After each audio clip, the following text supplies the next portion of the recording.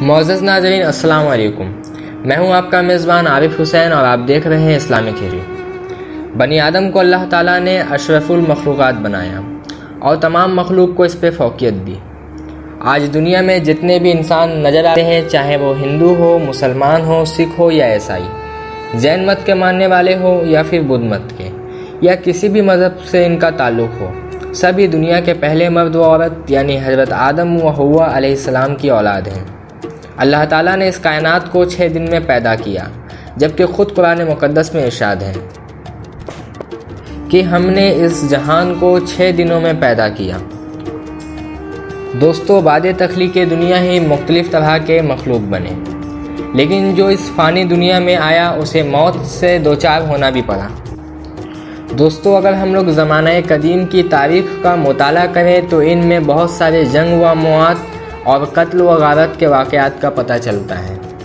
بہت سارے لوگ ایسے بھی تھے جنہوں نے حسد اور جلن کے سبب اپنی خونی رشتوں میں موجود بھائی بہنوں کو قتل کیا۔ لیکن کیا آپ کو پتہ ہے کہ اس زمین میں پہلا قتل کب اور کیوں ہوا؟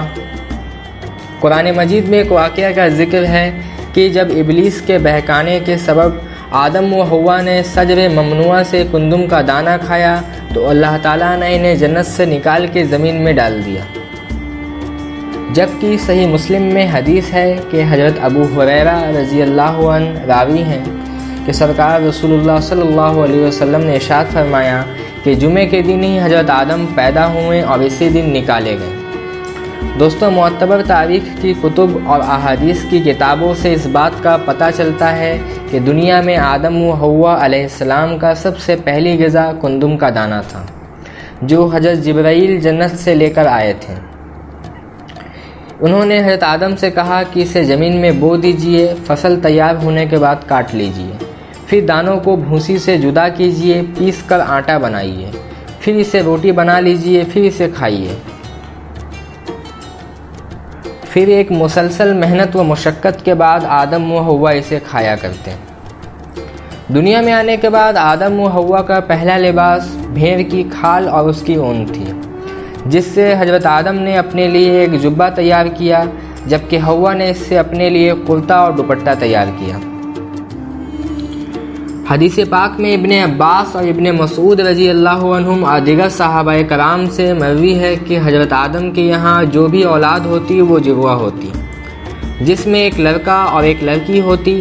اللہ تعالیٰ نے حضرت آدم کی شریعت میں اس بات کا جواز رکھا تھا کہ پہلی بار میں پیدا ہونے والے بچوں کا نکاح دوسری بار میں پیدا ہونے والے بچوں سے، یعنی پہلی بار میں پیدا ہونے والے لڑکے کا نکاح دوسری بار میں پیدا ہونے والی لڑکی سے، اور دوسری بار میں پیدا ہونے والی لڑکی کا نکاح پہلی بار میں پیدا ہونے والے لڑکے سے کر دیا جاتا۔ یہاں تک کہ پہلی مرتبہ میں آدم کے یہاں قابیل اور اکلیمہ کی پیدائش ہوئی، جبکہ دوسری مرتبہ میں حابیل اور ان کی بہن کی پیدائش ہوئی۔ قابیل بڑا تھا اور اس کے ساتھ پیدا ہونے والی لڑکی نہایت ہی حسین و جمیل تھی، جبکہ حابیل کی بہن اتنی خوبصورت نہ تھی۔ حکم خداوندی کے مطابق حضرت آدم علیہ السلام نے قابیل کی بہن کا نکاح حابیل کی بہن سے اور حابیل کی بہن کا نکاح قابیل کے بہن سے کرنا چاہا، مگر قابیل اس امر خداوندی پر راضی نہ ہوا، کیونکہ وہ اکلیمہ سے نکاح کرنا چاہتا تھا جو اس کے ساتھ پیدا ہونے والی لڑکی تھی، اور یہ عمل شریعت آدم میں حرام تھا۔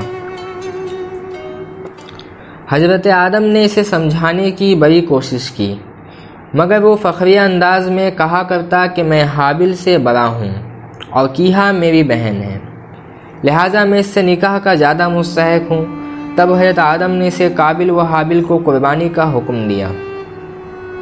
جب حضرت آدم حج کے لیے مکہ مکرمہ گئے ہوئے تھے تو حابیل، جو کہ ایک چرواہا تھا، اپنی بھیڑوں میں سے ایک نہایت ہی خوبصورت دمبا بھیڑ کو قربانی کے طور پہ پیش کیا، جبکہ قابیل نے اپنی کاشتکاری میں سے ایک ردی بیکار غلے کو پیش کیا۔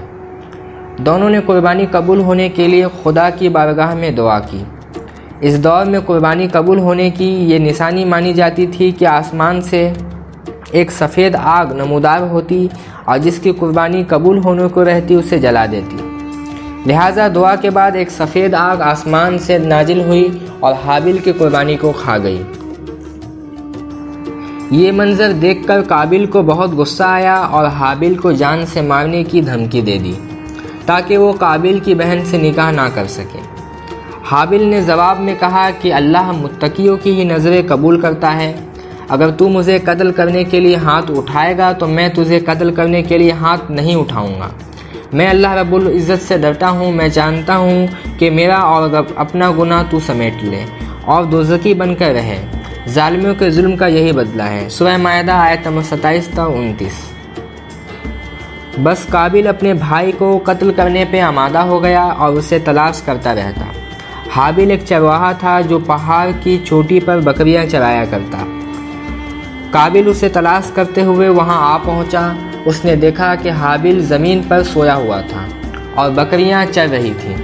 اس نے ایک پتھر اٹھایا اور حابیل کا سر کچل دیا، جس سے اس کی موت ہو گئی۔